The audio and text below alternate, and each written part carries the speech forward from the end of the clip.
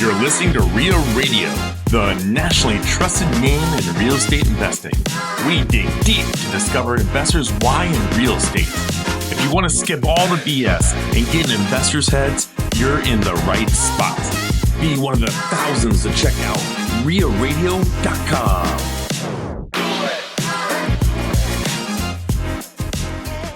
We're not just looking at the bottom line anymore and how it affects taxes. We're looking at how the business is operated, how the cash flow is, where are our weaknesses, where are our strengths, and then position ourselves either to get the biggest dollar possible, which is always part of a negotiation, or if we're on the other side, beating them up to get the lowest dollar possible on the buy.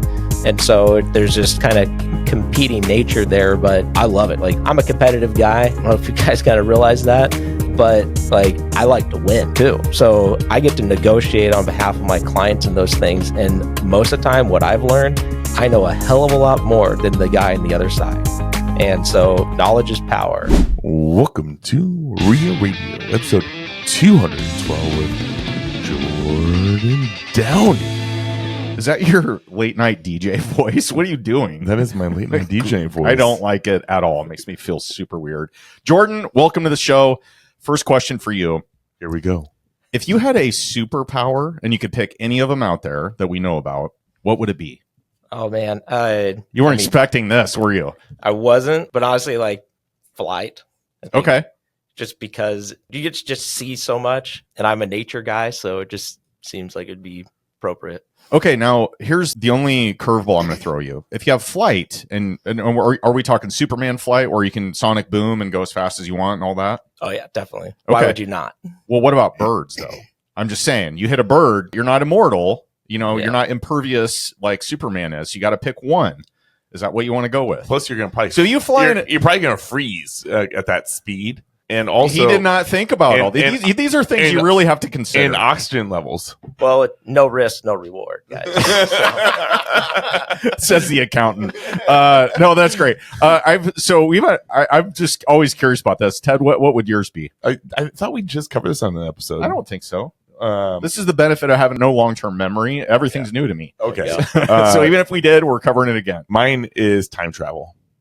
Oh, yes. We did talk about this, but I don't think it was on air. Maybe I'm wrong. Okay. Aiden, what do you got? Time travel? Time travel took mine. is the answer to everything. I'm going to go with telekinesis. That would be mine. Yeah. Like Magneto style, but I can move everything, not just metal. Yeah. Yeah. I would That'd dominate be like Jean both Grey of you. then. Yeah. That's right. I'm gonna be the wizard guy that spins the what is that? Doctor Strange. Doctor Strange. Thank Wow. you. I'm Doctor Strange. Okay.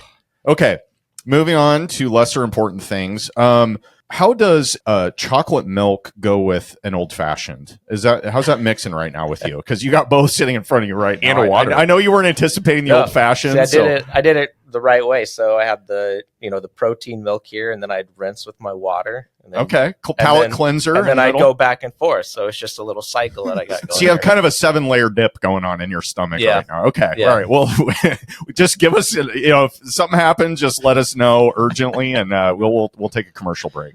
All right, Jordan, this is a lot of fun. You've been a repeat speaker at the Omaha REIA events that we've had to basically bless all of us with your extensive tax knowledge and tell us how we can be better investors and all that stuff. So this has been a lot of fun and a long time coming. Ted's been talking about bringing you on here for ages now. We have never had we've had one tax countdown. Yeah. You guys might have to duke it out. Natalie Colati, it was a good episode, so you got to bring your A game today. It's been a couple years. I have been working out a little bit. So that's good. Actually, I'm going to start from the top with the one thing I'm wondering about, and then we'll work a little bit backwards chronologically here. Yep. What is it actually like becoming a partner in a tax firm after years of going to school and getting all the, the undergrad? Then you got to go and get your CPA and all that stuff. And you're like, someday I'm going to become partner. You are a partner. Mm-hmm. How long have you been a partner? Let's see. It's been 6 years now. Is it as glamorous as they make it out to be on TV? I feel like, there's a lot more responsibility with it for sure, but it's something that I've always striven for because I consider myself an entrepreneur. And so I wanted to own my own business, and this was a way to do it. And so I kind of saw the writing on the wall a long time ago, and it was my goal, and I let it known 18 years ago when I started that that's what was going to happen. So not that I had other plans in between there, but it worked out better than I anticipated, honestly. Yeah. Now, so you have a bunch of underlings, I would assume, right? You have associate. We have a very talented staff. Okay. Yeah. Maybe my description isn't the way you would have worded it, but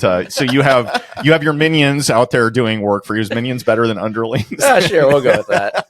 What does that look like? Your org structure. I'm Jordan Downey. I'm sitting atop of the depth chart here. And you have who underneath you and from a reporting structure, and like, what do they do?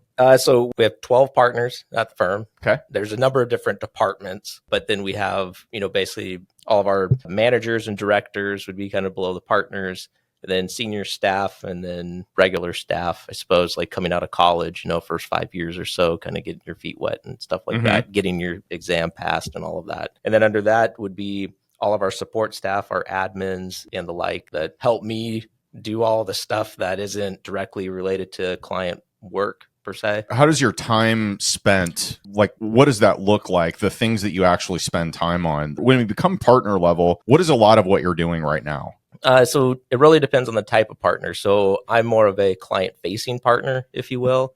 So I'm doing a lot more consulting, technical, high end work, and kind of networking and making sure that our name, brand, and all of our skills and what we can do is out there for people to know. They'll contact me a lot of times because I'm kind of out in the public, as a public accountant, but then I'll plug them into our firm on where it best fits. Maybe I have somebody who's really good at this industry or this particular task that they're looking for. And so I'll plug them into those avenues, essentially. Is it coincidental that the 6 years of partnership goes almost right in line of 6 years of presenting at our local REIA group?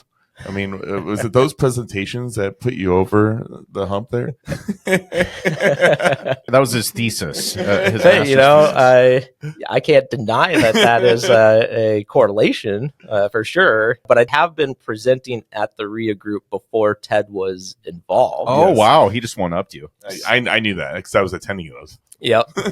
And so were you. there was a couple years there where we were in that kind of school off of 85th Street or something. Yeah, West Side Community Center. There you go. Yeah. There you go. Yeah, so that was an interesting time, interesting group. But at the end of the day, that was when I was pre-polished, I will say. So was the group. Oh, my goodness.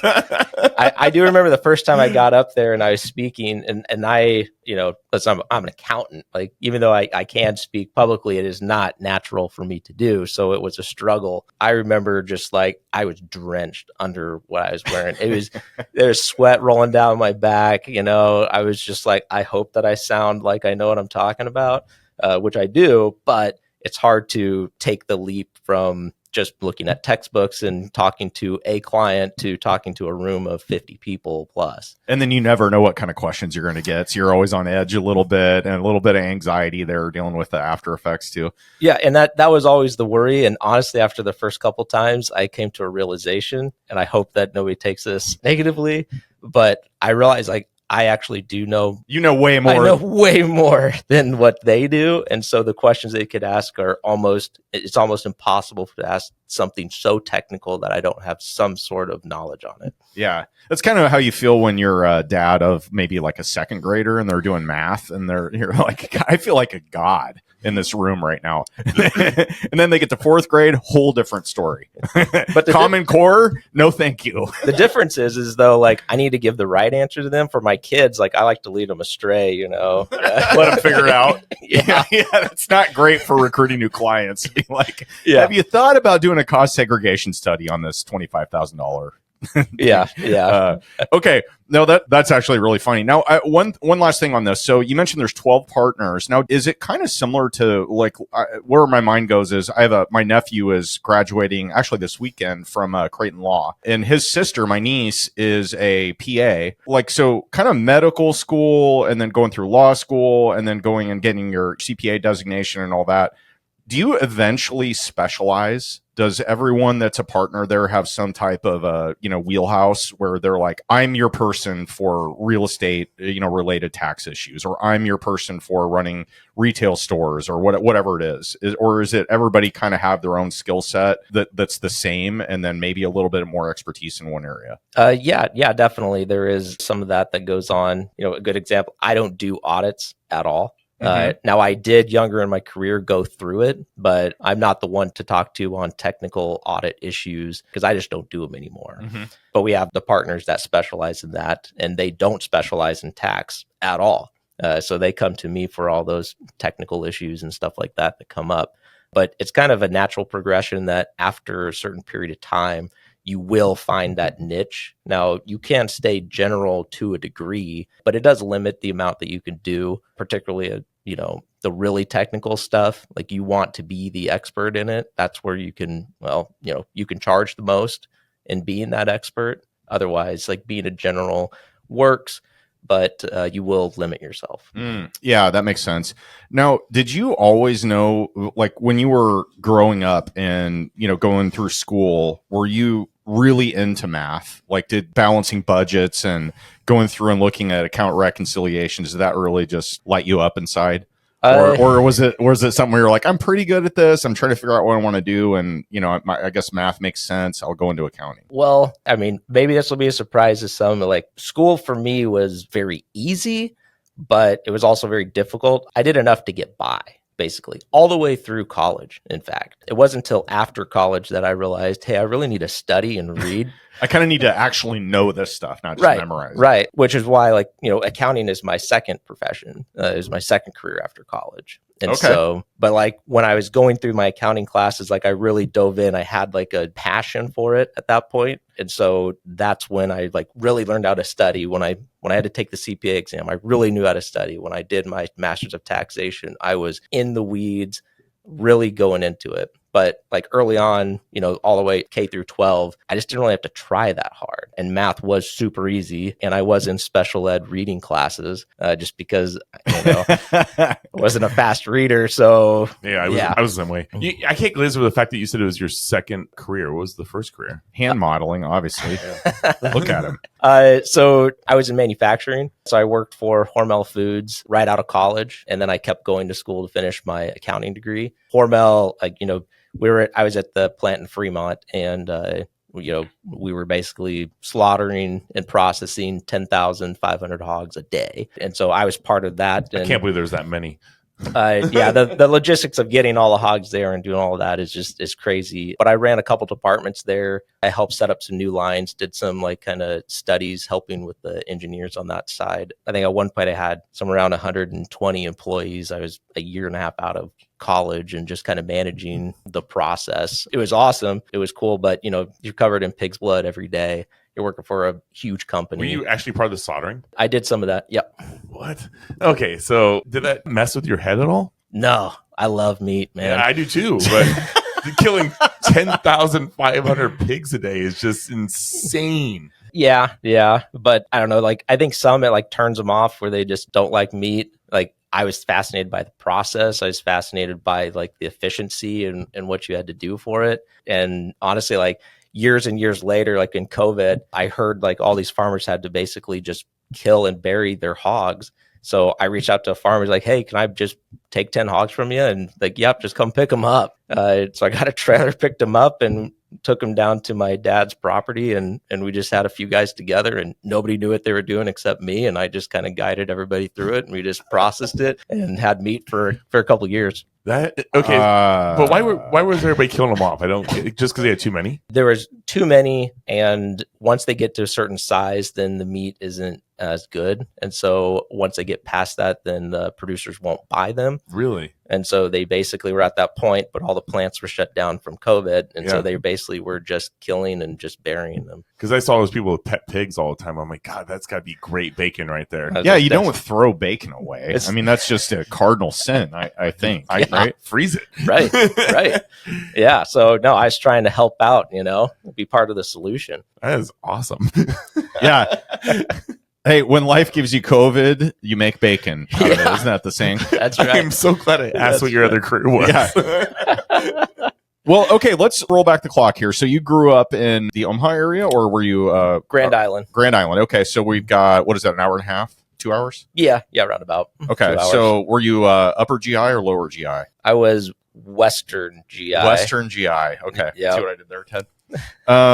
What was it like growing up at Grand Island? I've been there a couple of times to the racetrack they had some big event that they have every year where people wear fancy hats, just like the Hastings track. no, Grand Island. Oh, Yeah, it's kind of like Dallas, it's like one family or dynasty. Yeah. They own pretty much the whole town. They have Bonner Park is the name of the horse track you're Yeah. thinking of. And now they have like all these huge barns for the state fair and everything that goes on there. So that's been a big attraction for Grand Island. They also own the or at least they did, the arena football team that was there. I don't know if it's still around, but I went to a game there, but that was always fun. But that event always fell on my anniversary.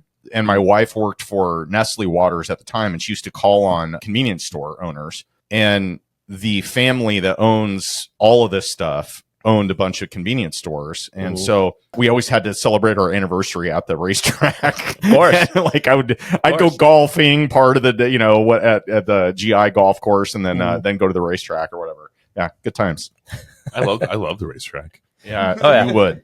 I mean, Grand Island of itself was a great town to grow up in. I haven't been back there in over a decade. Oh, really? Yeah. All my friends left. My family left. My dad sold the business that I grew up in there. And so there's nothing to go back to. Well, there is that sign that says former home of Jordan Downey. That's true. So you have to, pay homage to that once in a while. Okay. So, what was your childhood like, your upbringing, high school, all that stuff? What did you get exposure to business? Tell us about your family sitch. So my dad was in beef. So that's how he ended up in Grand Island. So he was running some lines there and doing that. But he had this desire to just be on his own, run his own business, and just be independent in that regard. And so at some point he kept bringing ideas to the table, and none of them made sense until one came up where it was an ice factory. And there was a small ice factory in Aurora that was just, I don't know, a couple guys and a few machines, and that was it. And he bought it.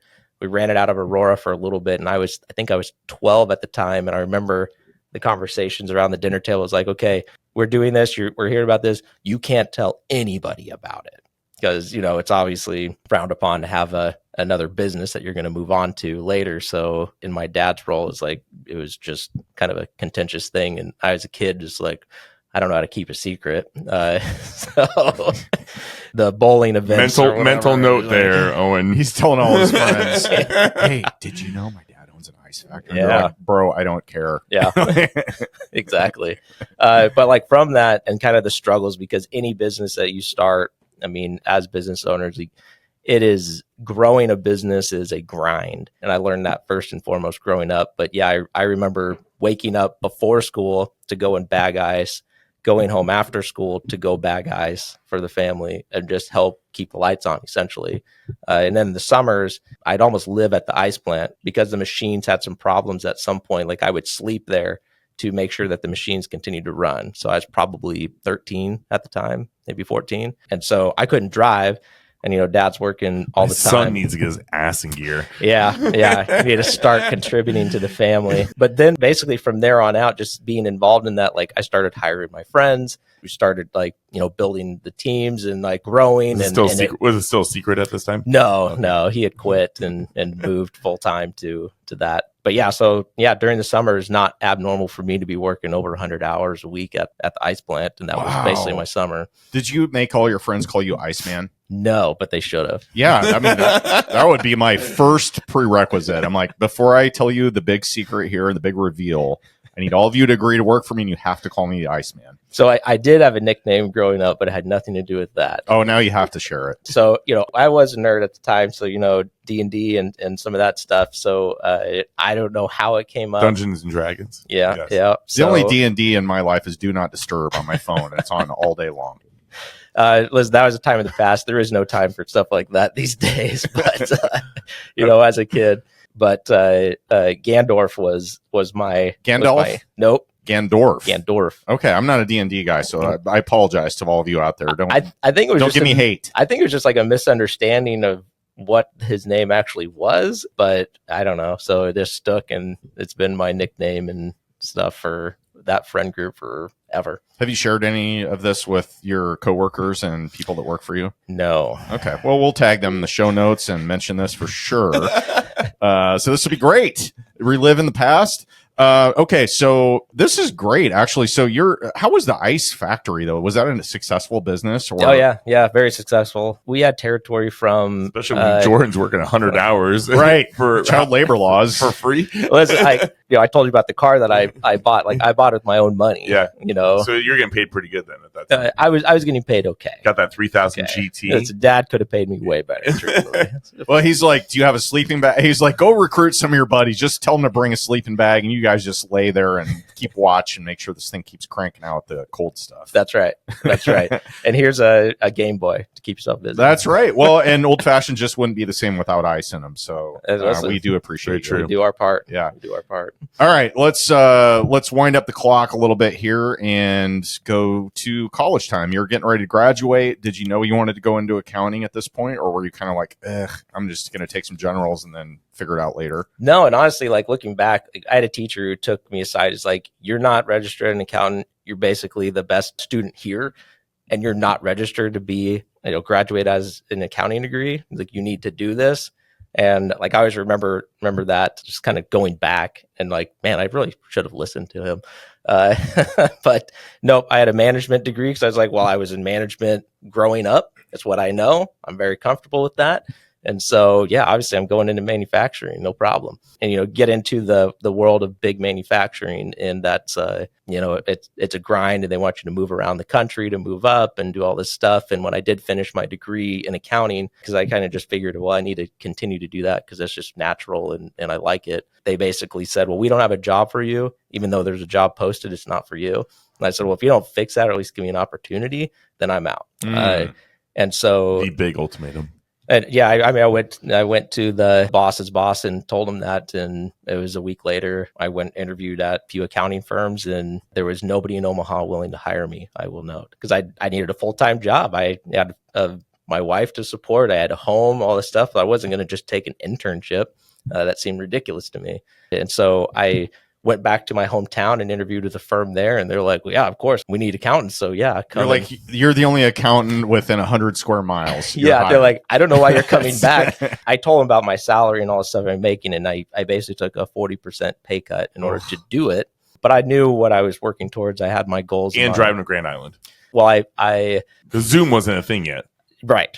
So I lived in my father-in-law's basement, so I got to get to know my father-in-law a lot better than you wanted to. Yep. So that was interesting, a decent experience. We still have a good relationship, but he will not listen to this podcast. I can guarantee that. Good. Yeah. So you can just let it all out, man. So yeah. But glad to be out of that situation. Which actually was how I got into rental properties in fact, because I bought my house, and like 2 months later, the housing market crash happened. So I bought it at the peak, and 2007. Yeah. Okay. Yeah. Yep. In fact, like a month after that, I got into my first lesson in home insurance as well, because a big storm hit. And so my wife and I, newly married, just got in our first home, and we're sleeping in the basement with no lights on and, water coming in and all that stuff. So that was interesting, but we didn't have kids. We just had each other. So I think it just helped us bond even more. So. Yeah. Okay. So you brought up rental properties. Let's dive into this. Sure. What put the idea in your head that this might be a direction you wanted to go? Philosophy wise, in my mind was I did not want to work until I was 70. That just wasn't going to happen. And so I knew I wanted to own my own business, and I knew that I needed to create some passive income in order to just have more flexibility and financial independence. Now, I didn't know about things like the FIRE movement or any of that. So I was just a frugal dude who just tracked all of his crap and just made sure that I was hitting certain numbers. And so when we relocated to Hastings, essentially is where I was living out of my father-in-law's basement, it just didn't make sense to sell the home because we were just going to take a $20,000 bath essentially. And, being so new and with my wife married me with negative.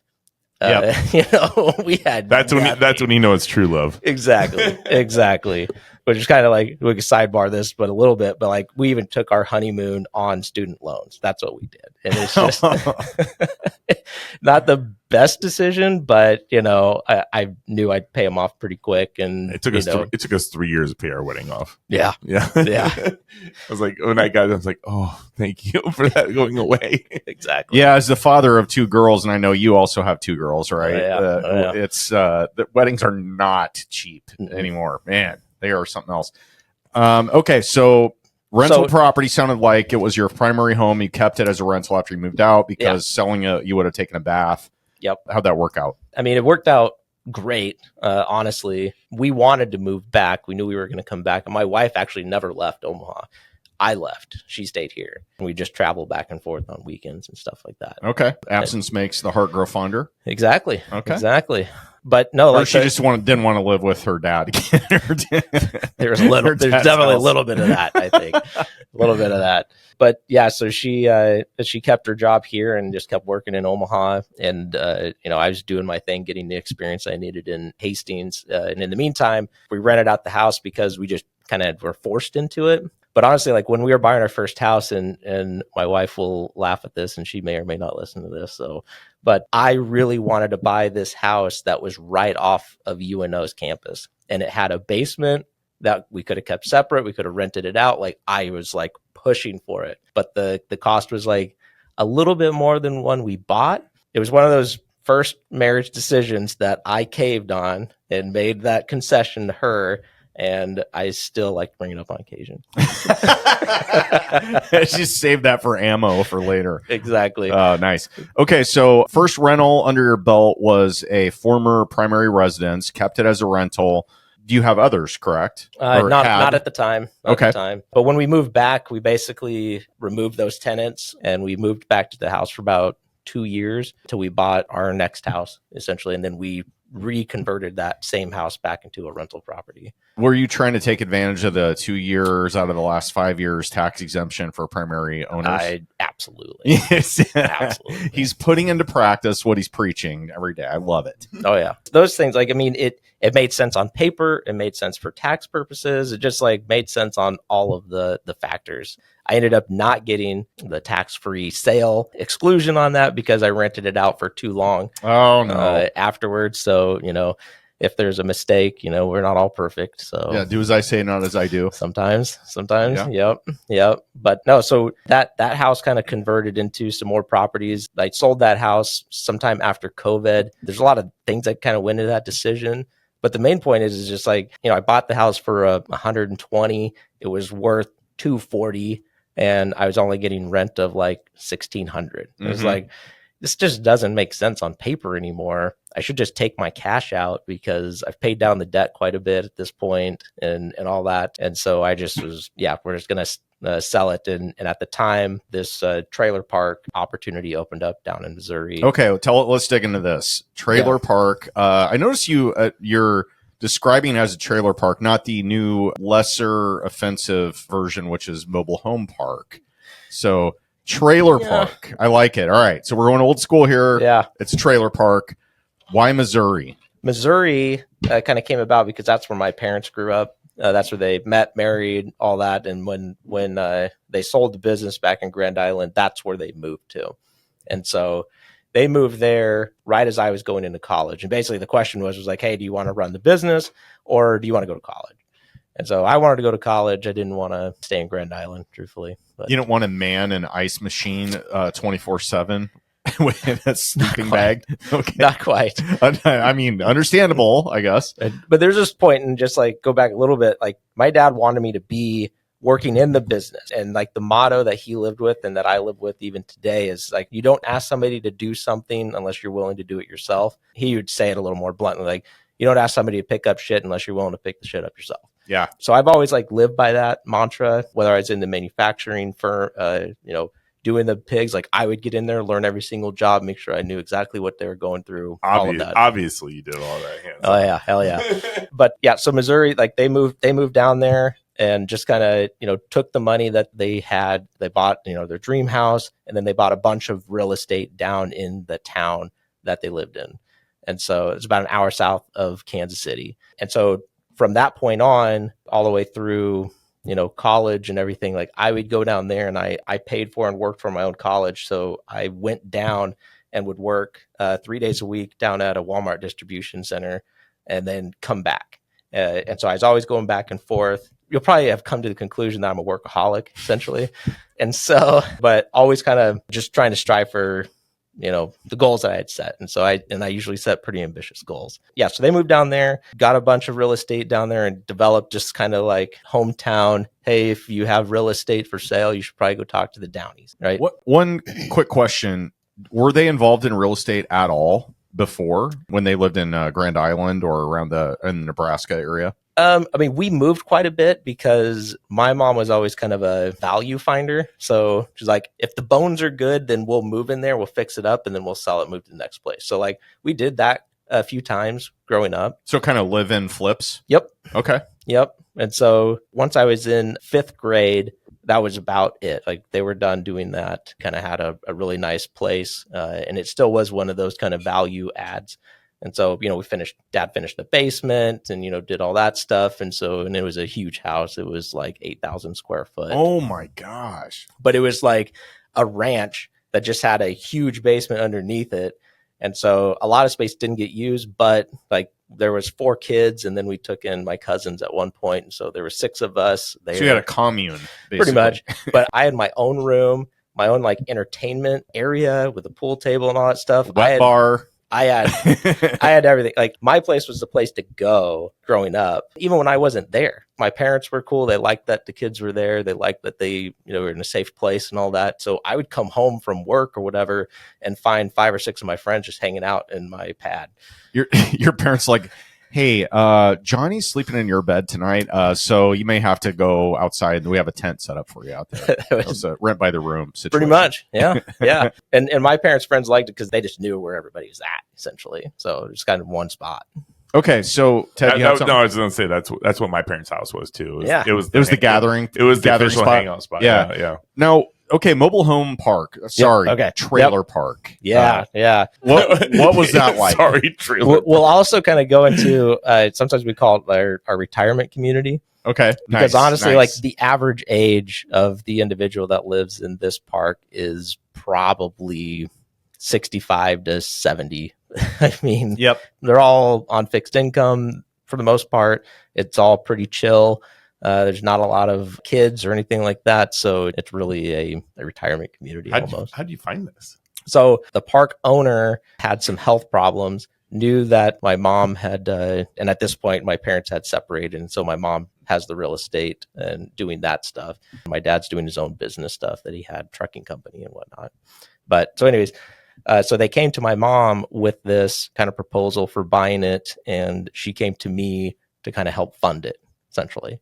And so I just was thinking about selling property and I had some extra cash as well. Timestamp this. How old were you? Oh, I would have been 33. Oh, okay. Got it. So I thought you were more like 23 and your mom was coming to you for like financing. Okay, I'm like, this is kind of a weird situation. But how old are you now, just for people listening? I'm 40. Okay, so 7 years ago. Mm-hmm. Okay. Yep.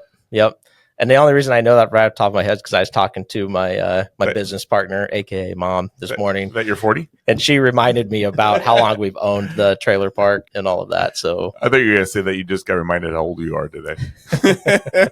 I have to remind myself of that sometimes. Well, that trip I took earlier that we talked about, it was like basically because like I'm turning 40 and I'm going to do something stupid. So for the listeners, what trip was that? I spent 10 days in Argentina hunting red stag. And what is a red stag? It's kind of like it's a whiskey. It's definitely is that. Yeah. Bigger than a mule deer, smaller than an elk. They're free range down there. It's not like high fence or anything like that. And so it's a true hunt. And yeah, I got it inundated in all the culture and all the food. And it was a fantastic experience. Did you gut it yourself and then pack it up? I did. Yeah. Yeah. The guides actually was getting in there. I'm like, hey, excuse me. This is my experience. So I'm going to do this. Yeah. And you're like, that's not a knife. This is a knife. And did you shock him? He kind of was like, sweet, less work for me. Yeah. So did you get more than one? Or No. is that okay? So the whole experience is your goal is to get one. And that's That's Yep. it. Yep. That's So the trick. I got one. I actually got it on the second day, but it was like a 2-hour stalk. It was an incredible, just like it was set up to be like that. I got within 50 yards of the stag, and it just couldn't have been more perfect, honestly. So then we got it so early. So I got to eat on the stag for 5 days or 4 days. So I fly fished for 2 days on some of those. And then I boar hunted for 2 days after that, just because we had extra time. Did you get any boars? I did not.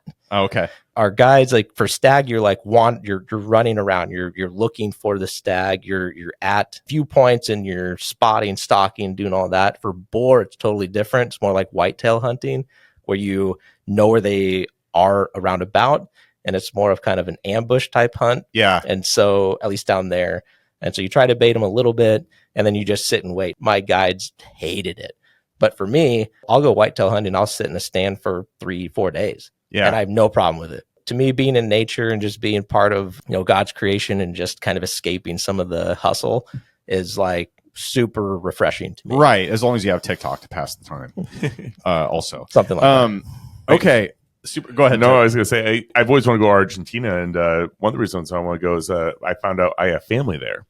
And my grandmother, one of her brothers that she lost communication with almost 70 years ago, and she didn't know where he was, reconnected with them on Facebook.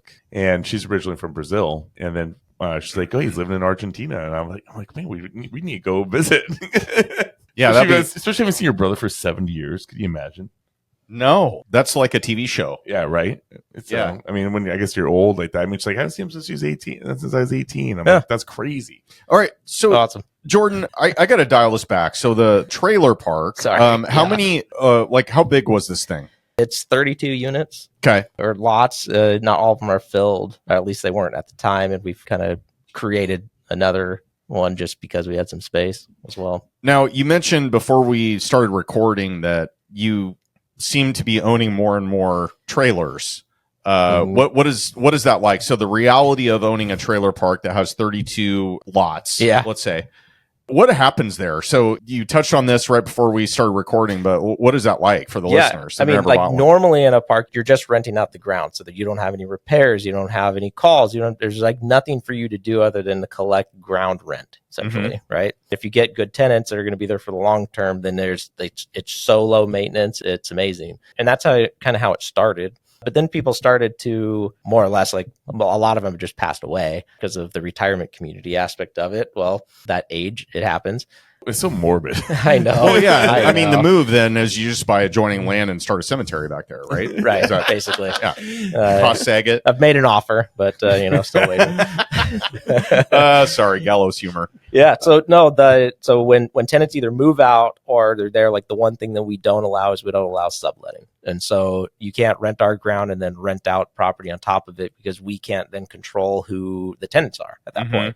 So who is in the park? And we had, there's a couple that came in there, and this is kind of why, it's the bad things happen, and then you make a rule so it doesn't happen again. Yep. And so, we had some people in there, like the police were there like once a week, and there is, crazy kids and dogs running around everywhere, and they were just treating it like a playground essentially.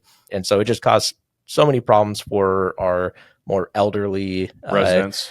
Stable residents. And so we don't allow subletting. And so now what it's created is when somebody moves out, we basically will make them an offer. And I can tell you it's probably not a high dollar offer, but really the option is you either sell it to us or you move it out. There's only two options. And to move it out on average is somewhere around, depending on the mover and how far you're going. I mean, it could be $5,000 to $10,000 just to move the thing. A lot of them have been there for a long time. So moving them is really not a great option either. So they're kind of stuck. They just have to basically sell it to us wherever we were willing to pay for it. And then we take it over and find tenants for it. And we rent it out for, $800-900 a month. Okay. Sorry. Sidebar. I have to bring this up. Otherwise I'm going to forget about it. I saw Ted. I don't know if you saw this in Ted's Omaha REIA Facebook group. Someone recently posted like a couple of days ago that they had a gigantic house. It was, I think, 4 or 5 bedroom, 2 or 3 bathrooms, 2-story, looked like a pretty nice house in a really good area. Like it was either Elkhorn or Gretna or something like that. And they said they were only selling the house, not the land. So they needed the house moved. And this was probably, I'm going to ballpark it, I don't know, $250,000, $300,000 house, let's say. but they would only sell it if you came and grabbed it and moved it to another location. And I actually used to work for a guy when I was at IBM that his brother in Des Moines, Iowa started a business where his whole thing was he would chop houses. Like basically he would take a house and do exactly what I just said. Mm-hmm. He would go to the property, cut it in how many sections he needed to get it transported. And then he would navigate the whole highway and road system, because like these things are big, right? Oh, yeah. So you have to plan out what bridges am I coming over or under, what power lines exist, and all. It's a whole grid, and like it's like Frogger, right? So he had to plan out this whole thing, but he made a shitload of money doing it. But it was like super complicated logistical exercise. Oh yeah, and you have to have the right equipment and the right truck and trailer and whatever. How does it make sense to even do that? Well, I mean, he was making money purely. It was pure profit because he wasn't buying anything, right? Yeah. He already owned the equipment. So he's just like whatever time and route planning and permitting and everything like that. He just built it into the cost and then charged them a flat fee. So you could buy maybe a $50,000 house, cut it all up, and then you truck it over, and maybe that costs you $50,000, let's say. And then they assemble it on a foundation in a new place. Now you have a brand new house on a brand new foundation for $100,000.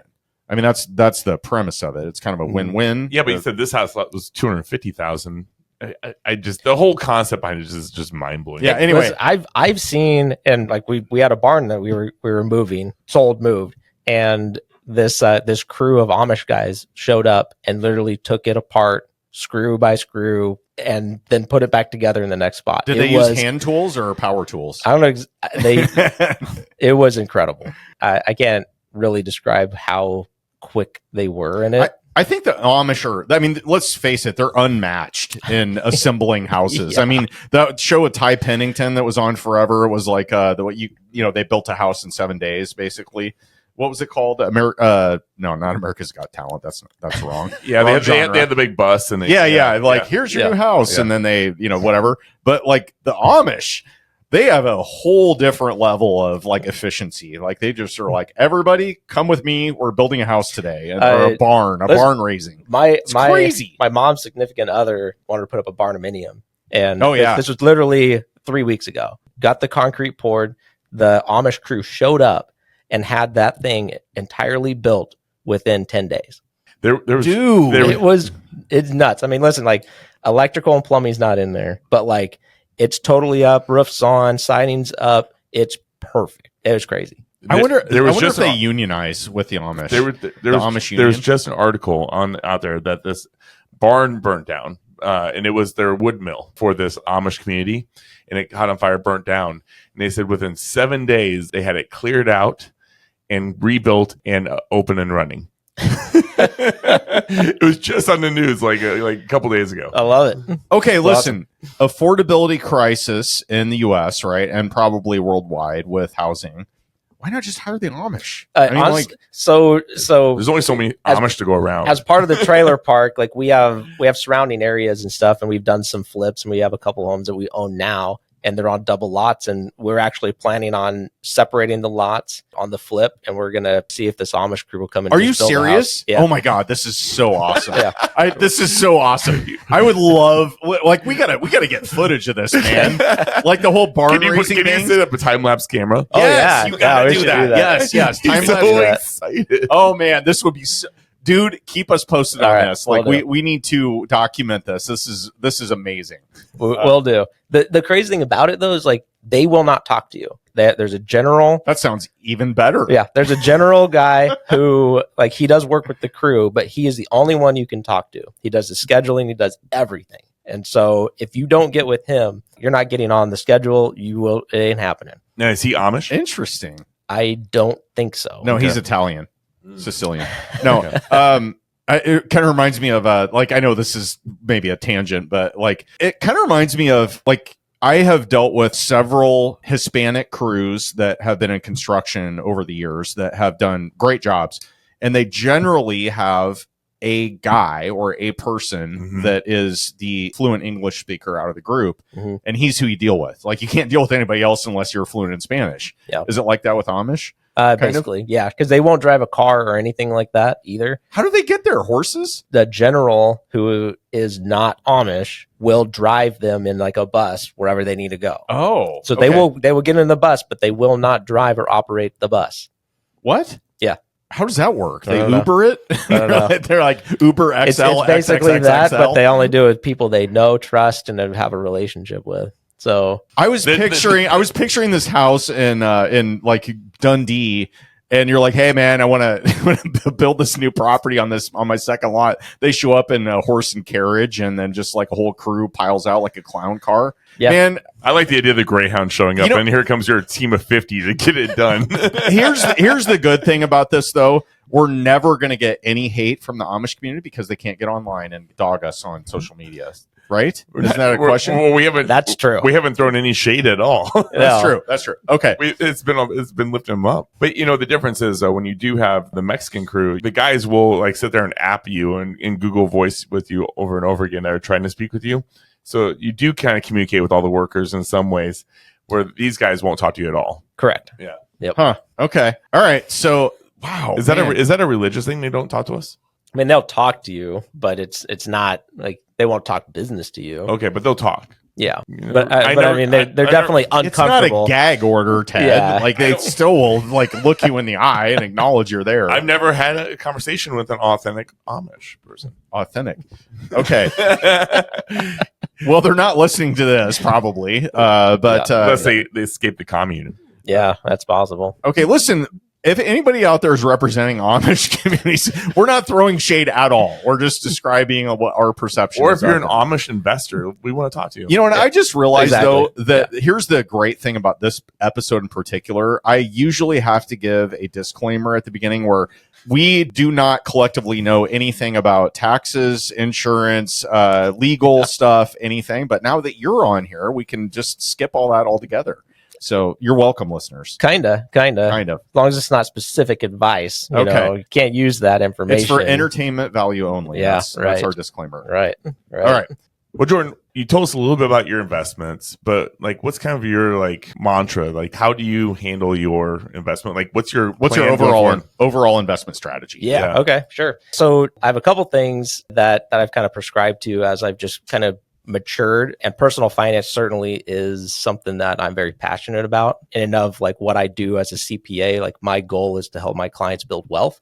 And so with that in mind, my own kind of, if I have goals, and my wife knows we have goals. We have, annual sit downs and talk through what we want to do, mainly what I want to do. And then she kind of opines, right?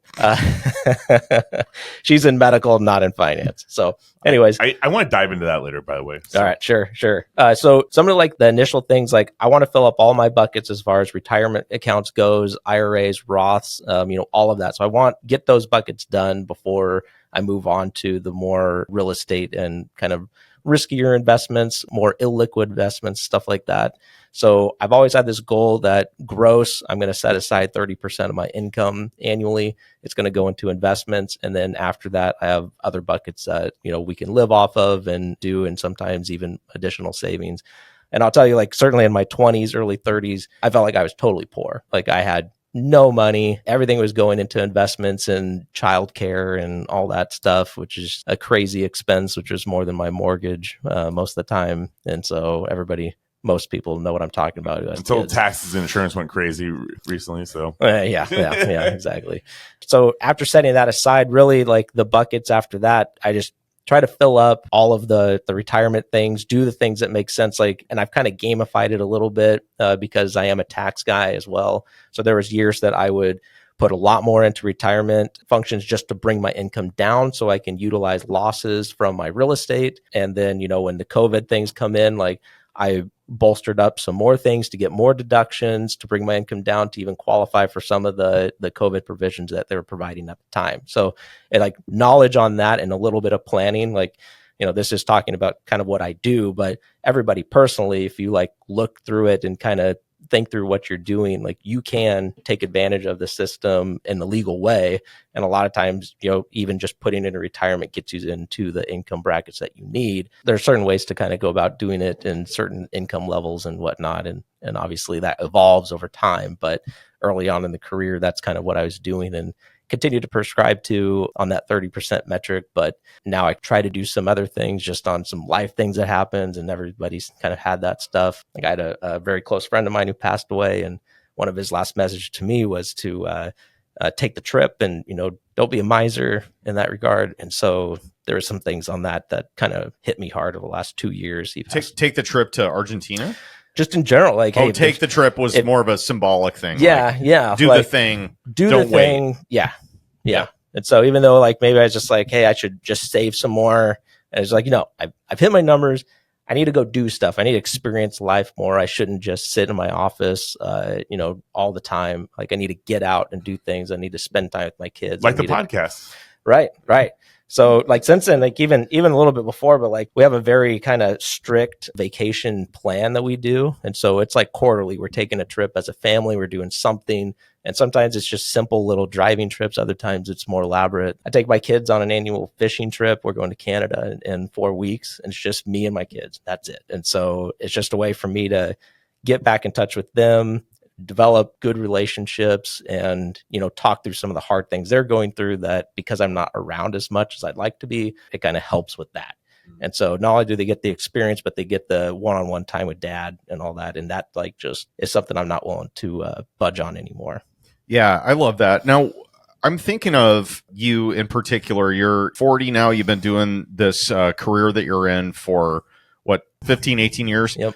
You've had customers or clients that are high net worth individuals, business owners, real estate moguls locally here, and I would assume outside of the Omaha market as well. Mm-hmm. Do you recall thinking back on all of your time doing client work where you had a light bulb moment working with a business owner that was doing some really like cool stuff, and you looked at their books and you're like, God, like, how can I do that? Did you ever have anything like that where you went along and looked at, you're seeing everybody's financials? I mean, they're basically pulling their pants down for you every beginning of every year doing tax prep doing stuff. A check. Yeah. You're like, slide down, please. Yep. What have you learned from seeing all these high net worth and business owner and real estate investor clients? Like what are some key takeaways maybe that you were able to apply to your own stuff so you could eat what you're cooking every day? I mean, honestly, like the biggest lesson in just looking at businesses and what they're doing, like a lot of the times, and I'm helping sell a lot of businesses now. That's probably a lot bigger portion of my practice these days. And, it's manufacturing firms, it's all this other stuff. But the key things that kind of continues to come back is you might be able to sell your manufacturing firm for $3-4 million. And a lot of times you sell the real estate with it and it's $3 to $4 million with it. And so a lot of the times, even if you don't have the cash flow to justify higher multiples and stuff like that, a lot of times these businesses, the money's in the real estate. Mm-hmm. And so you might only be able to sell your business for, a couple $100,000, but then that real estate you own is worth $1 million and the business paid for the real estate. And it's kind of like this nice pairing, and just it makes me realize that if you're in business, at the end of the day, you should own the real estate that you are operating under. And that key in and of itself will build almost more wealth in and of it in that operation and that function and structure. And by the way, there's some tax benefits that come along with it, but that's where a lot of the wealth is. That's where you get it. That's really good. So this is kind of another tangent here, but I was doing some yard work last night and I was listening to Alex Hormozzi, one of his podcast episodes. I don't know if you listen to any of his stuff ever. Ted, you do occasionally? No, I don't. Okay. So he's one of my top 5 that I listen to. Like anybody that hasn't heard of Alex Hormozzi, Hormozi, he has a podcast called The Game. And his whole thing is he buys companies. It's called acquisition.com is what his business is called. And he buys basically businesses for the point of adding them to the portfolio, kind of Cody Sanchez-ish. So he has basically a portfolio of companies that he buys, but he is such a, he rises above all the fray and looks at what the components of the business are and what is really wrong with it. So a lot of times he'll have people come to him and say, what do I need to do? And he'll be like, he'll ask him a few questions and then he'll just give top line advice and say, what about this? What about this? Where I'm going with this is he had a segment that I really stopped when I was doing some yard work, and I was just like, whoa, that's pretty good, because he brought up something where he said a lot of business owners, and I'm paraphrasing here, but a lot of business owners don't actually know what business they are really in. Meaning, you may say you're a partner at a CPA firm, so you are in the accounting business. But what you might actually be in is in the recruiting and retention business, because there's a battle for talent right now. Would you agree with that? 100%. Do you guys have a hard time like attracting and retaining talent? Would you say that's a really key function of your business? Yeah, we do have a focus on training, retaining, recruiting our staff. Yeah. So that is the point that he was driving home in this. And he interviews all of these business owners, and they're coming to him with his problems, and they're like, oh, I'm in the education business, or I'm in the XYZ business. And he'll start asking them questions, and then he'll isolate the real bottleneck there. And he'll say, do you realize that you're not actually in XYZ business? You are in the recruiting and retention business, or you are in the advertising business, or whatever it is. And it's a reframe of how you look at what you're actually doing on a day-to-day basis. I really stopped, and I rewound it, and I listened to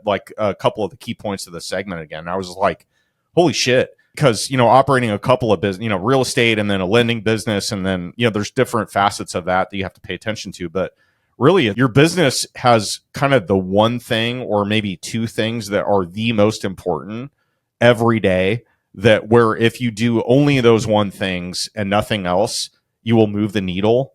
And there's always busy work and all that, but it's like recruiting and retention is so important, especially in trade businesses and key professional businesses like accounting, like the medical profession, like plumbing, like electrical, like those businesses. The whole thing is recruiting and retention. That's it. If you have an electrician, a master electrician, a journeyman electrician, any of that stuff, plumbing, same thing. The whole point of it is not customers. Your customers are going to come to you. There's a really scarce supply of tradesmen in that funnel. And you now have to be the best at recruiting, retention, and training. Otherwise, you're going to lose them to people that pay $5 more, right? Yep. So I just find that fascinating, because you have free reign to basically tell everybody that's a business owner whether they're successful or not really that successful. Like, pull your pants down, gotta check the prostate, and you get to see all their stuff and see what makes them tick from a business perspective. Old people jokes. Yeah, I'm just saying. Mine's coming up. I'm 50. I haven't gone there yet, but it's coming. But you know what I'm saying? Yeah, no, and I'd kind of further on that point is, the more and more I go through helping clients either buy a business or sell a business, which I said is becoming a large portion of what I do on a day-to-day basis at this point. It's even more so because we go in and we're not just looking at the bottom line anymore and how it affects taxes. We're looking at how the business is operated, how the cash flow is, where are our weaknesses, where are our strengths, and then position ourselves either to get the biggest dollar possible, which is always part of a negotiation, or if we're on the other side, beating them up to get the lowest dollar possible on the buy. And so there's this kind of competing nature there, but I love it. I'm a competitive guy. I don't know if you guys kind of realize that, but I like to win too. So I get to negotiate on behalf of my clients and those things. And most of the time, what I've learned, I know a hell of a lot more than the guy on the other side. And so knowledge is power, and you can really move the needle in that. And so I really enjoy it. It's kind of high stress. I like to be in the room. I like to be part of negotiations. Most CPAs don't want to do that. Yeah. Now, so I had a note when I was, figuring out that you were going to be a pretty in-depth guest here that I wanted to ask you about. And that is, if I'm a business owner, so let's say I either want to exit or I'm in acquisition mode. And what happens a lot of times is you get legal advice that will tell you should do XYZ, but it's counteracting what accounting advice or, your tax advice that you're getting from another, professional like yourself that's a CPA. If I'm a business owner, and this is actually really timely since you seem to be in the not M&A space, like quote unquote, but you're helping people exit and buy businesses. Mm-hmm.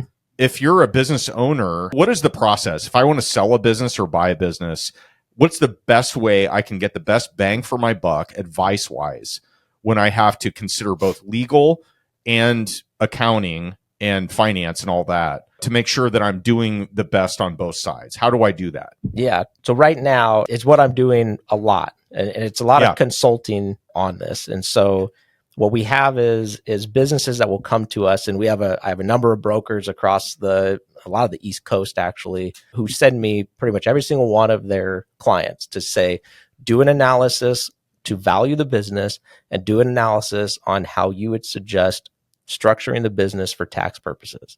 And so we will go through and do a deep dive on the business. We will pull things out and we will present a valuation to the client, the owner, to determine whether what we're seeing is true.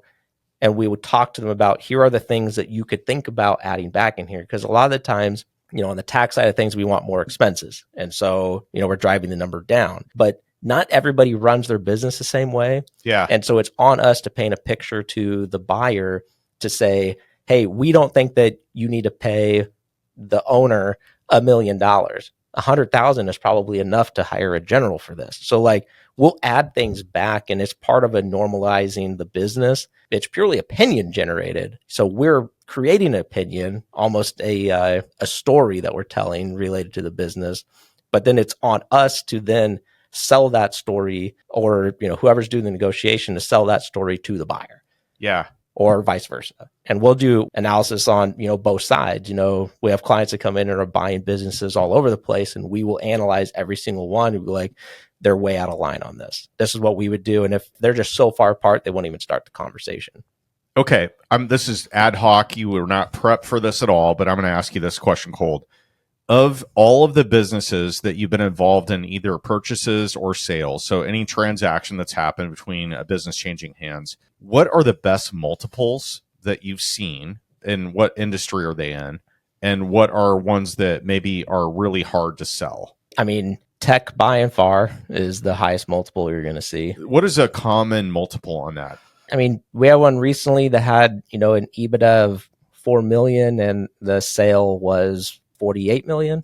So what is EBITDA for those not familiar, including Ted? It's kind of like a normalized cash flow metrics that you use to take out things that wouldn't be related to the business. So earnings activity. Before interest, taxes, debt, and earnings before interest, depreciation, taxes, amortization. Okay. See, I didn't know it either, Ted. You're welcome. Yeah. And okay, so software is probably the highest multiple because it's eminently scalable, right? Absolutely. And you get more customers. You don't necessarily have to make more hamburgers, right? Yeah. What is one that is really difficult to sell at a good multiple? Or some? Honestly, I do a ton of manufacturing and they're not really measured in the same way. It's more of if we have a $1 million EBITDA and we're willing to buy it for 5 million, which essentially means that your payback is 5 years, right? Mm-hmm. 20% a year, yep. Right. So your factor in that would be 20%. $1 million divided by 20% gets you to 5 million. The struggle with that is that's not the end of the story. Mm-hmm. There's working capital, there's inventory, there's all these other things that go into it, and each manufacturer is totally different on how they run it. And also, if I could interject here, you may have a key man provision in there too, where somebody stays on in a consulting agreement for maybe a year or 2 years, something like that, right? Absolutely. Where they could add a ton of value to the business intrinsically just because they're there and they know all the stuff and they know all the vendors, and they're going to do the handoff between the relationships between the customer and the operator, right? Most of the time, the key man provisions are built into the contract. Okay.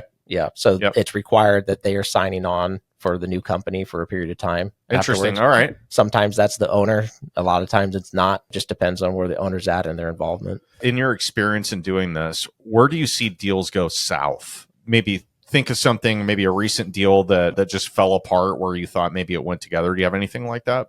I'm dealing with one right now. Yeah. I probably spent 9-10 hours on the phone at night dealing with this because the seller, I'm representing the buyer, the seller has horrible records and they can't figure out what their numbers are. They want to use just a spot check for like 2 months ago. And it's like, well, I need to know what happened for the last 3 years so I can develop an opinion.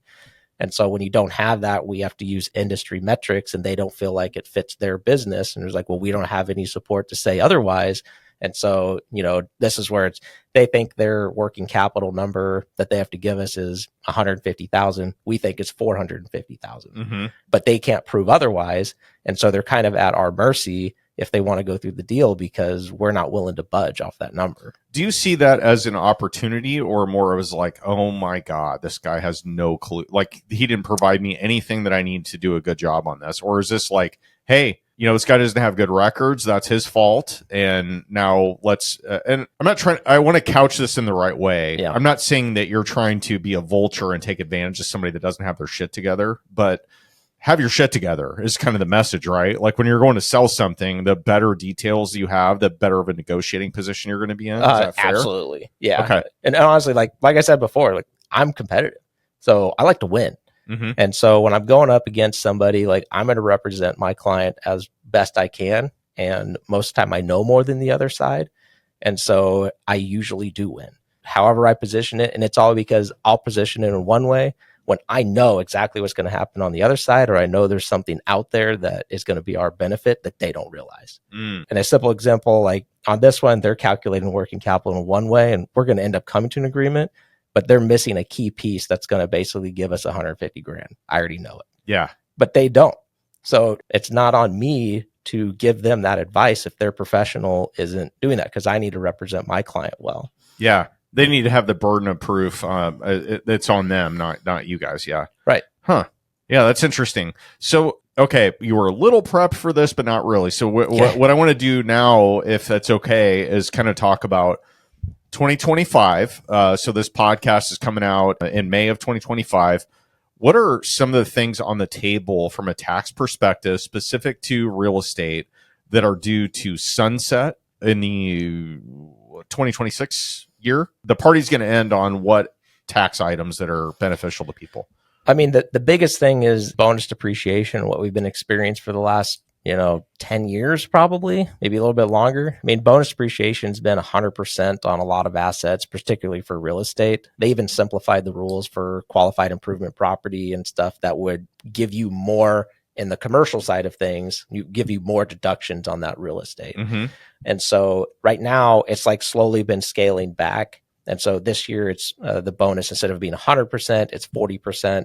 Next year it's going to be 20%. If they do nothing, then that's what's going to happen. And you could expect to get less and less depreciation on your cost segs and stuff like that you're doing, just because the bonus, which is where the real juice is, you do a cost seg to get shorter lives to get more bonus depreciation. That's basically the reason you do it. So we're getting those expenses in year one instead of over 10 years, 15 years, 39 years, whatever. Yeah. And so right now we've already been kind of weaned off of the bonus, but with the new administration, this is come back, isn't he? Like, listen, Welcome back, Cotter. Exactly. Like Trump set the rules, 6 years ago, and now we're kind of coming back around. And I think the expectation is that we're going to see more favorable real estate rules moving forward. Now that's not in stone, and Congress has to go through their whole budgetary process and going through the reconciliation and all that stuff they have to do. But I feel like they want more investment, which is good for the economy. So they're going to do stuff like that. That's going to be more friendly to real estate owners, investors, and the businesses that own that real estate, right? And so that to me seems like a relatively safe bet. Now it's not guaranteed, but I would certainly put my money on that. Gun to your head, what percentage chance do you think that it's going to pass where we get all the good stuff with bonus depreciation back? I mean, I would say it's probably between 75 and 80%. Oh, wow. Okay. I love this. Yeah. What about the fixed rate plan that you've heard around? Flat? A flat rate. Yeah. It was just gonna be like a 10% flat rate. Flat tax on everybody, essentially. I would say 5% chance. 0.5. Yeah, like that's not good.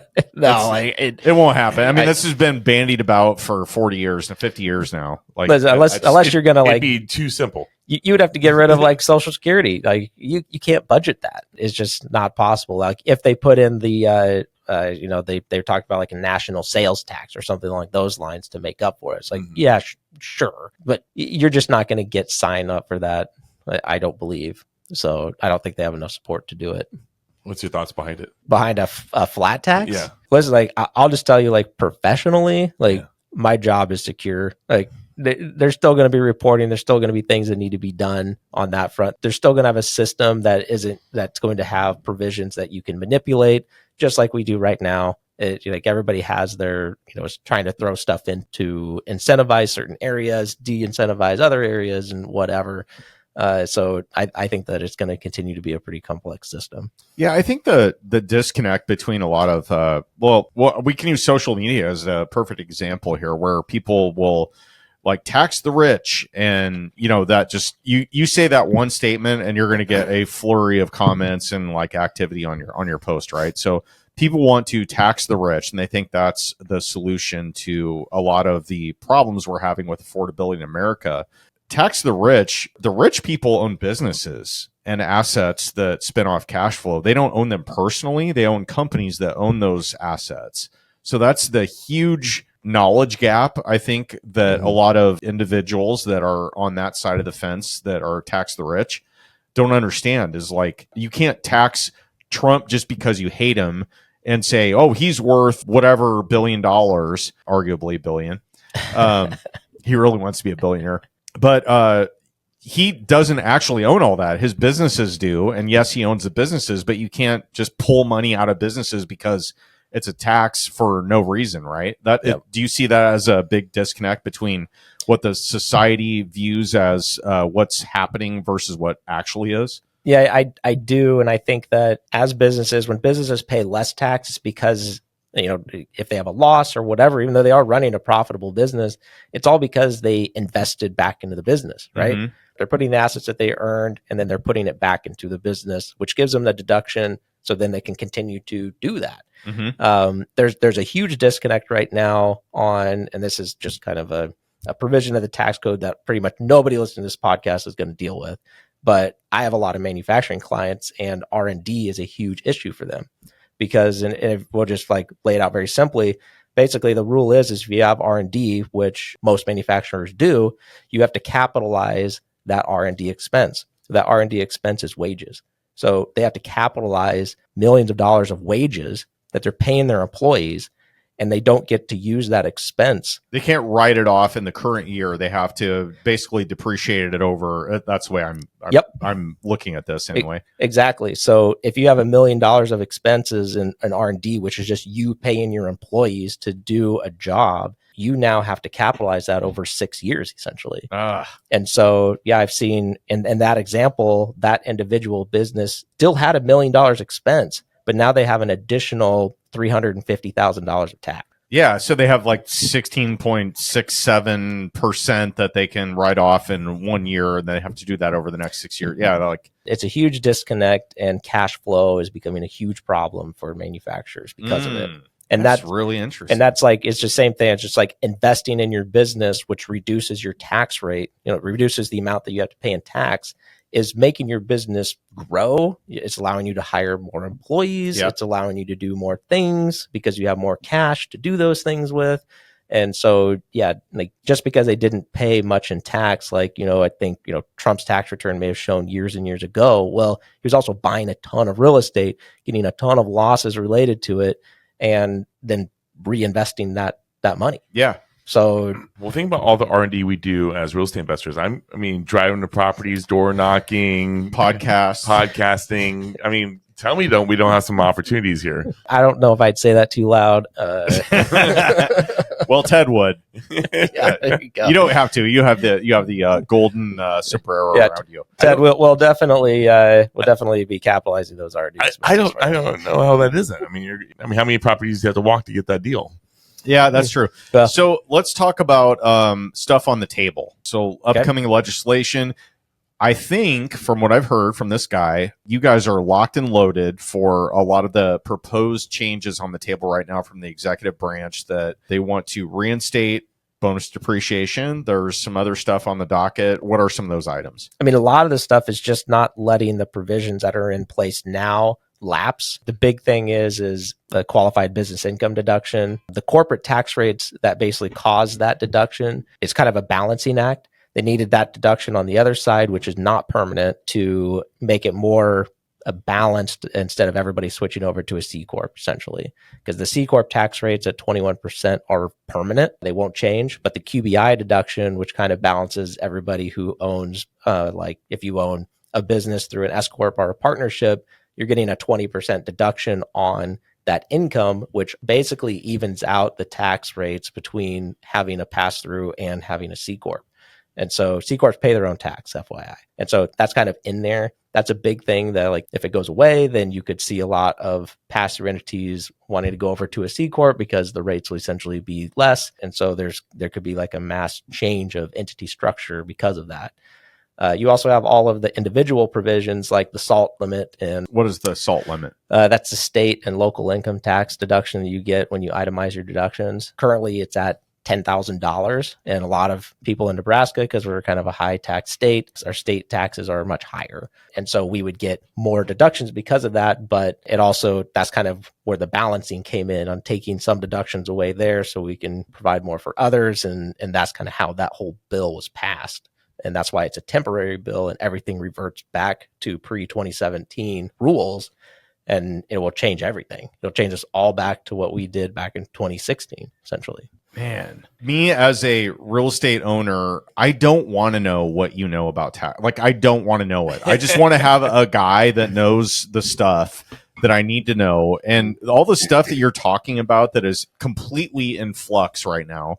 And it could go either way. I mean, yes, there's a percentage chance or a higher percentage chance that it'll happen than it won't, or vice versa. Yeah. But this is life-changing stuff. And unfortunately, this spills over into the political system that we have, where you vote one way because it's going to affect your livelihood, where you may not really believe all the other stuff that you get lumped into that same category of. And it sucks. And I know this is a huge topic, and I'm kind of stepping on a landmine here, but I mean, politically, like you're talking about, everybody in, Democrats and Republicans both agree on that provision we talked about on R&D should be changed.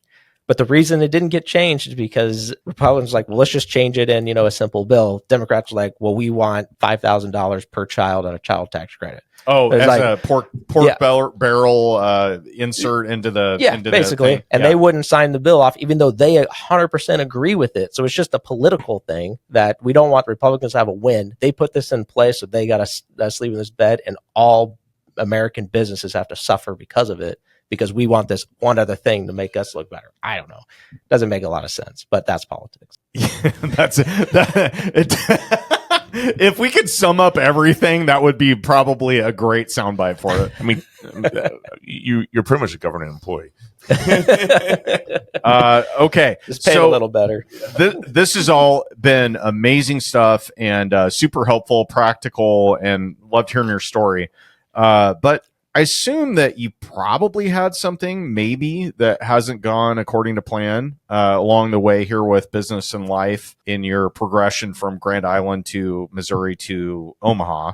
We have a section that we call Failing Forward, where we discover what that is about you and what the details are. Got anything like that? Oh, let's see. So I think the one thing that like really comes to mind for me, and like, listen, remember, like, I have a lot of schooling under my belt and stuff like that. And I always wish that I would have started sooner. And I think that's like the key thing on what a lot of people think about, even in real estate. They always say, well, I wish I would have started sooner. I wish I would have saved sooner. I wish I would have made that decision sooner. And honestly, like, there's so many deals that I passed on just because I just was afraid of it. I was too conservative. I was just kind of questioning it. And now I'm kind of going back to, what we talked about earlier with my friends, just like, take the trip, make the decision, do the thing, like, take some risk. I think that I am a conservative accountant. I do like to take some risks, probably more than others.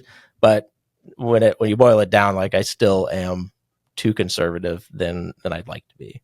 And so I feel you there, because there are so many deals that I found for investors over like my first 5 or 6 years, and I was just like, some of those I'm just like, oh, someone's houses I still drive by. I'm like, I got that house for that guy for $11,000. There's like 4 or 5 of those. Isn't it interesting though? Because like you have a completely different mindset than I do. Ted, you have a completely different mindset. So does Aiden. Everybody listening to this has their own like avatar of stuff they're comfortable with across risk, across investing, family, like you name it, all the stuff, right? And if somebody can explain logically, like in a simple way, here's why this is going to work, here's the highlights, and if you want to know more details, click here, and I can wrap my mind around that logically, I'm okay taking the risk.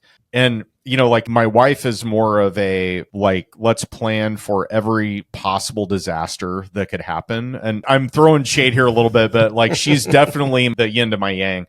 And she's more of the like conservative, let's plan, let's look at every possible scenario and all that. Where I was kind of like, all right, it checks these 3 boxes. I have 80% of the information or 70% of the information. Looks good. Let's go forward, or let's not. Let's make the decision. Has that served you well? Or do you think you like, based on what you just said about failing forward, are you happy with that approach, or it's like maybe I wish I would have forced my wife into making that decision on buying the better investment property early on. Like, this is back in the Missouri days. Still, man, wow. What? Not giving her a hall pass. Still rubbing you. Wow. Yeah, I know. But I thought of something else that happened while we were talking. Yeah. And it's more specific. Like, I think that was more of a general thing that, like, I regret not taking a little bit more risk. But then I took too much risk once. Okay. So in my investment philosophy, it was always like slow and steady wins the race, blah, blah, blah. This is what you do. I even wrote a book on it in like 3rd grade. My mom kept it. So I have this book. It's crazy. Published author. Yeah. And it was about owning a business, actually. If it doesn't have pictures, Ted's not going to read it. It does. I was really good at drawing. I could draw bulldogs. And so I just love drawing bulldogs. I had a bulldog. I missed that one. But anyway, so early on in my career, this before I was in accounting, I was in management, and I just kind of like going through, and I was like I was curious about the stock market. I was doing all this. I was hearing people do stuff, blah, blah, blah. Actually, no, I was a CPA at this point. So very early in my career. So I decided I was just going to go in and do a little day trading here or there. Oh boy. Yeah. So took some money, let's just say 5 figures, and, took it, invested it. It went up 150% in like 6 months. So I'm like, hell yeah, you're awesome, like genius. Yeah, patting yourself on the back. Yeah, booyah, we got this. This is. Did easy. you tell your wife at this point, or were you still like? I did tell her. Okay, yeah. So she knew. You're like, congrats on marrying such a smart husband. Yeah, and here's what I did. Yeah. So then tax season hit. And I'm like, this is good. I'm just put on cruise, whatever. You're just gonna let it sit, no problem. Let it ride. Yep. So after tax season, I check it, and some stuff happened. This happened to be like an oil stock that I was dabbling in, and I lost it pretty much all of it. So, and I was just like, I just couldn't, and like the gut check, and like then having to have that conversation with my wife, that really, really sucked. But it was a good lesson to me, because I think like part of what I was seeing, like I was having at that time, like I may have had a little bit of FOMO on what I was seeing some clients do and stuff like that. And, like you said, bend over and I see everything, right? That's not normally I would say. No, we got. We're gonna clip this and put it in your the shorts, cover. Yeah. The shorts. Yeah. But yeah, I kind of refer to it as like the accountant syndrome. It's just like I see everything and I want to know how it works, and I also want to, I was like, I'm way smarter than that person, so I definitely should be making more than I am now. But that's not all what it's about. And so, anyways, so made a big mistake, and now like my philosophy, listen, I'm an index investor. That's what I do through and through. I put it in there, and then I use the excess funds, and put it into real estate and stuff like that, and take a little more risk on that side. But I don't manage my own investments anymore. I just don't feel comfortable managing that size of portfolio. And so I rely on our partnership that we have internally for our firm and what other clients use and stuff like that. And so, but yeah, like that actually has helped me not only learn a lesson on FOMO, on trying to get rich quick, which I knew is not my philosophy. I don't know why I did it. I just did it. But also it just helped me reorient and just remember,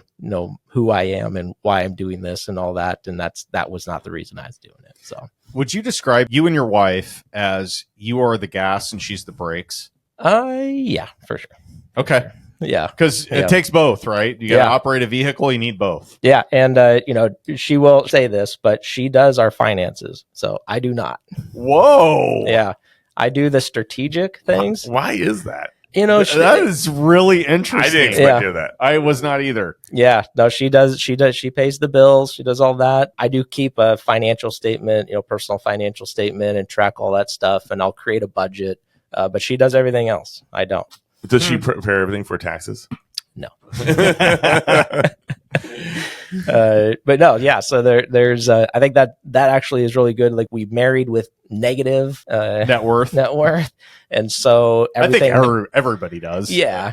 So for us, everything is combined. We're a team. It doesn't matter if I make more than she does or vice versa. Like, it just doesn't matter. I don't look at it as hers, mine. I look at it as ours.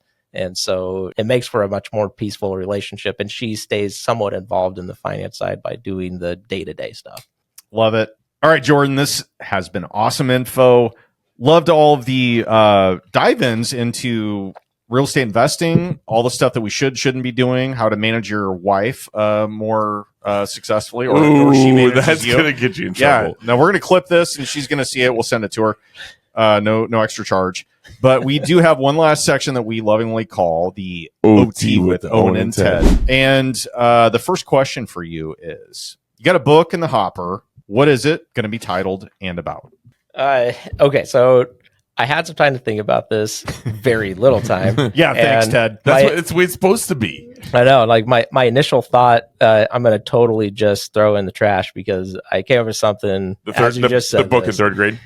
Kind of, yeah, honestly. So the one thing that we haven't mentioned this is I love fantasy books, and I do a ton of like epic fantasy novel reading. Same. And so, at did we just become best friends? We could have, if we weren't already. Is this the D&D book? No. But so what it's kind of evolved to is my kids love to hear stories. So like at night when I'm home, I tell stories, and a lot of them do involve around like life lessons that, maybe somebody in this fantasy book learned or something, and I apply it and whatnot. And sometimes we'll have, week long chain of stories based on it. And I love dragons and stuff like that. So I'm usually mixing stuff like that in there. But I would love to write a book that's like fantasy personal finance. And because I would collab on this, by the way. I love personal finance, but I also love a really good story. So how do we just kind of mirror these together to write a book about that's really cool to read? It gets your imagination going, but then also applies all these little nuanced things that I've learned along the way on how to manage your finances. So that's what I do. Sounds like an educational kids book is right down your. Yeah, maybe like high school age. Like I wouldn't use a ton of fancy words, right? But I think we could do something with that. Hey, I'm down. If you want me to write a foreword or participate in any way, I'm in. This is my jam, man. Awesome. I love both. I love both genres. Sweet. So, okay, cool. Next question. It's me, buddy. I'm overriding Ted. No, Jordan, it is your podcast. You can interview anyone in the world today. Does not have to be real estate related. Who do you want to interview?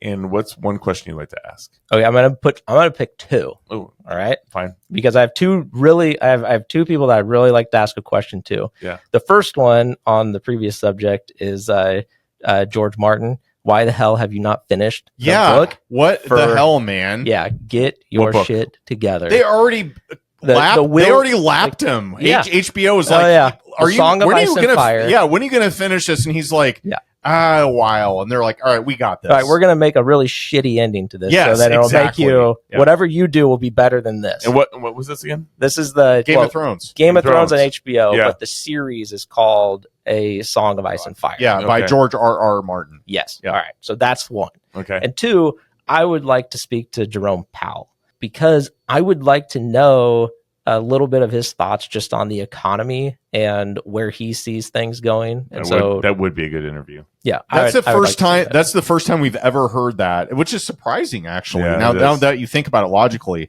210 episodes, we've never heard that before. That's a great answer. Yeah, and honestly, like just like it's somewhat on the professional side, but a lot of it's just like I'm just really interested in the economy. Like there was a past like tax commissioner that's like, what's a day in the life of a tax commissioner look like? Just because I'm just kind of interested in tax law and all that. But I think right now I'm more interested in what's going to happen with the economy. Huh? AKA, he wants that job. Yeah, he's gunning for you, Powell. Rumor has it in 2026 there's going to be a new opening, so we'll start out lobbying for you here. He wrote it on his vision board. He's like, that's my spot. Okay, that's good. Great answer. All right, so eulogy time. We're at your funeral. It's sad. There's a whole bunch of people that knew, liked, and trusted you. Who's going to walk up there and give a banger of a speech? And what are they going to say? Oh, man. So I'm going to say one of my high school friends that we've just continued to connect with, which I have a number of friends we've continued to connect with, but this guy's been through some shit with me. He was in the car when I got a ticket going 120 mile an hour. You know, that happened. Jordan. He knows that I like to take risks. I like to do things. And I would say, like, I want my eulogy to be more of a celebration, to basically like, this guy lived his ass off. You know, he lived. There's actually this song by Beartooth titled I Was Alive.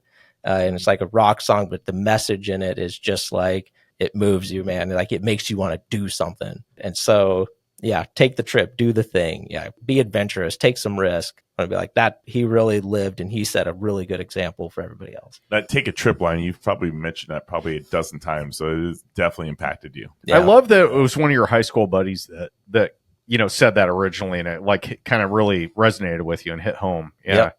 It's so funny because the things you take away from people are not always maybe how they intended it, but they can be so impactful that it changes the total trajectory of your life, right? Mm-hmm. Yeah, yeah, definitely. I mean, my wife is a good like measurement and helps me like retract where I'm at and like redirect me a little bit, because she sees like the ambition, she sees the direction, she knows what I want and some of my struggles, just, you know, mindset wise. Mm-hmm. And so like, yeah, friends and family who kind of see that, kind of, you know, are looking from the outside when you're just living in your mind, and they can really help you move forward. Recently, we brought this up, and Ted and you and I have talked about it offline as well, but I have a CPA that I've worked with for a number of years now, about 15 years at Lutz. And now you do also some of my partnership returns and all that. No problem, man. Love the guy. And I've told this story recently, but it was he was doing some of my returns on a couple of businesses, and he noticed a kind of a hockey stick trajectory in one of the businesses, which is liquid lending. And he, saw the K1, which you guys, I think, did the return. And he's like, he basically just pulled me aside and he was like, hey man, this is unsolicited, but I've seen a lot of guys, and I've seen a lot of guys that are business owners, and I've seen a lot of guys that are business owners that are in this particular stage of life where you are right now, where things are clicking, and you're at the highest income earning potential category of the years that you have left of working. Mm-hmm. And he said, pay attention to your marriage, because right where you're at right now is where I see a lot of things, the wheels come off. And for various reasons, you start experiencing success, more money, that you maybe pivot more into focusing more on work, and you ignore your kids and your wife and all those things. And he said that to me, and I'm tying this back to what your buddy said to you about taking the trip. Mm. He said to me, pay attention to your home right now, because what you're doing in this business is great, but it comes with a lot of risk, and it's personal risk, not financial and business risk. Right on. And that really hit me. Like when he said that to me, I was like, holy shit. Like, I was not expecting that. We didn't have that. Like, we didn't go out and hang out and have beers together. Like, that was just him looking at all my stuff. And to our conversation earlier about pulling your pants down financially, your CPA is going to see all your junk, right? Yeah. So he's seen all my junk as he looks at me. He's seen all my junk for 15 years, and he recognized what the point where I'm at is an inflection point. And he said, watch your stuff. Pay attention to your stuff at home. And that really hit home with me. So I in general appreciate what you guys are able to do by seeing the zoom out and saying, here's my strategy advice based on what you are, what I know about you, and the trajectory I see you on and what your goals are.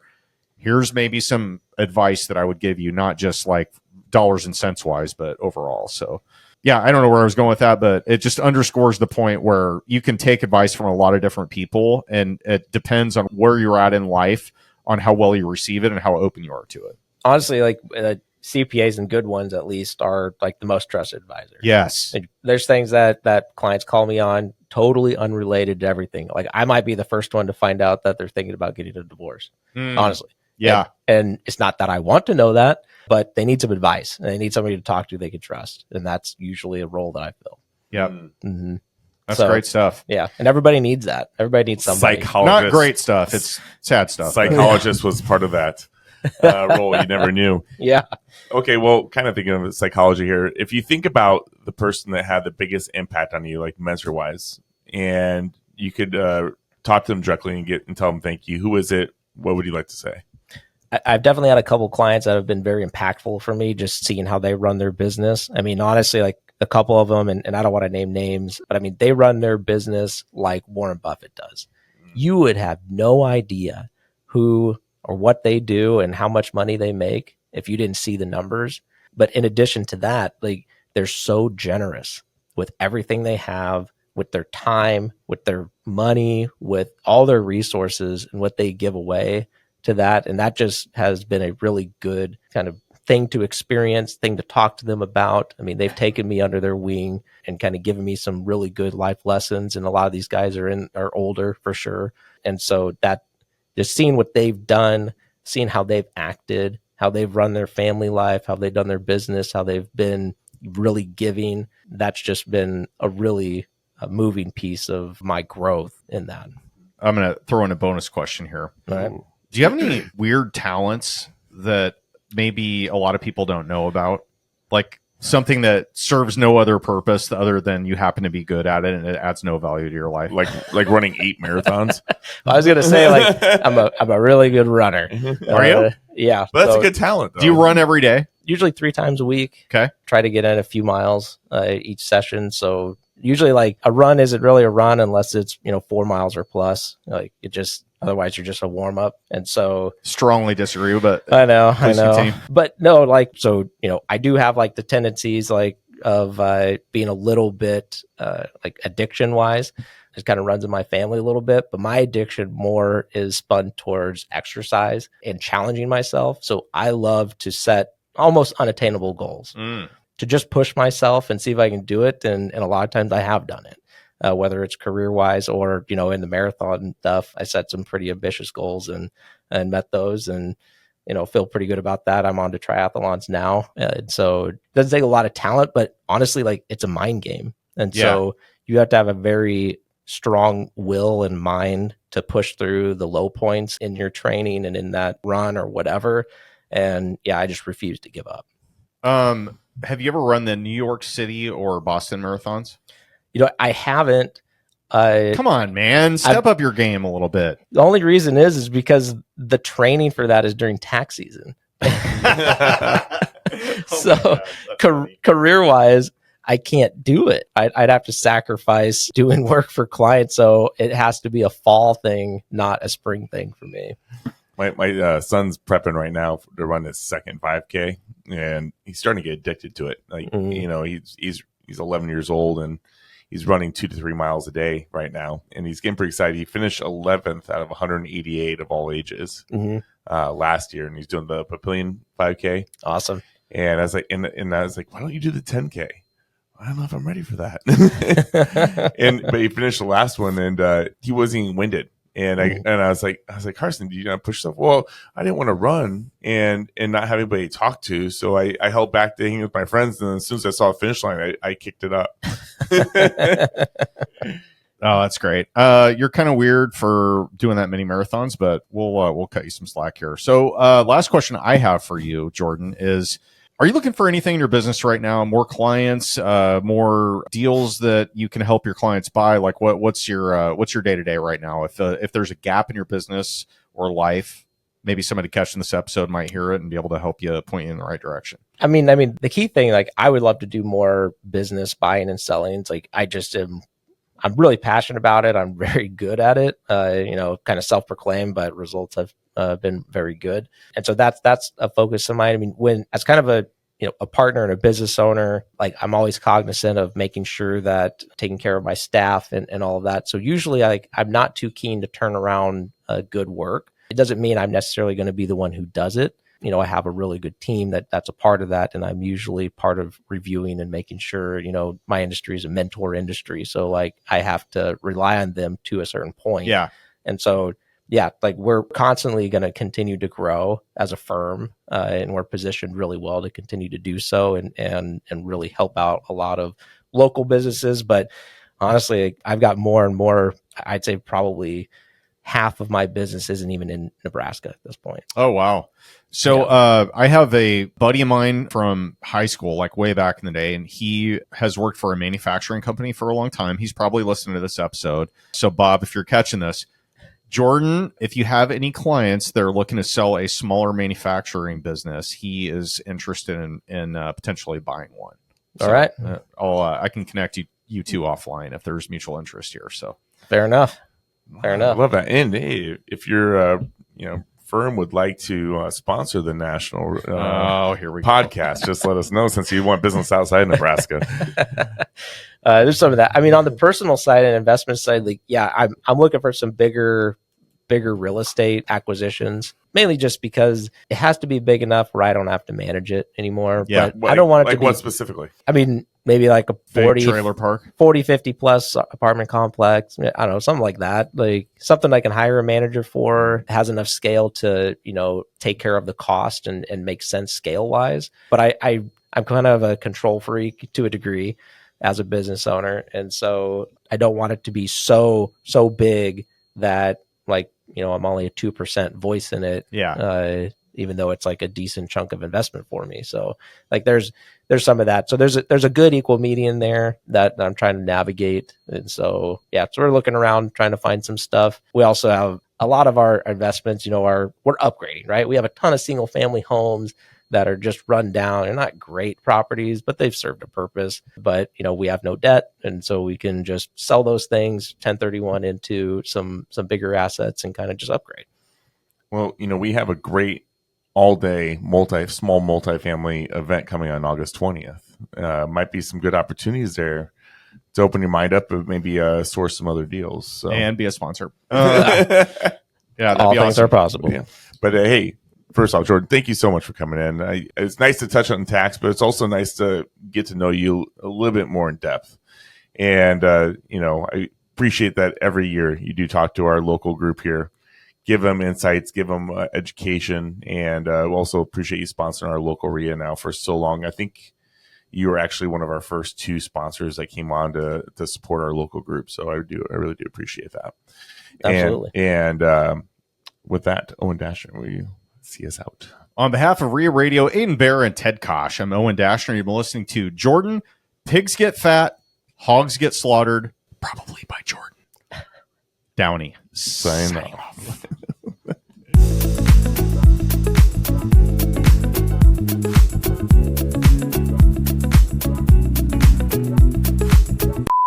No, I'm not going to go there. This is probably not a good idea. Radio edit this. Actually, I'm going to go there, and we'll see what Ted thinks about this. All right. How old do you think Aiden is? Here we go again. I mean, he's at least 21, so Yeah. 22. Or is he? Oh, shit. Oh, I'm going to say 22. Wow. That is the youngest you've ever gotten. He's really 43. No way. I'm 23. So, yeah, I'm not too far off. Yeah. I'm going to need to see proof. You are the most on that. That's amazing.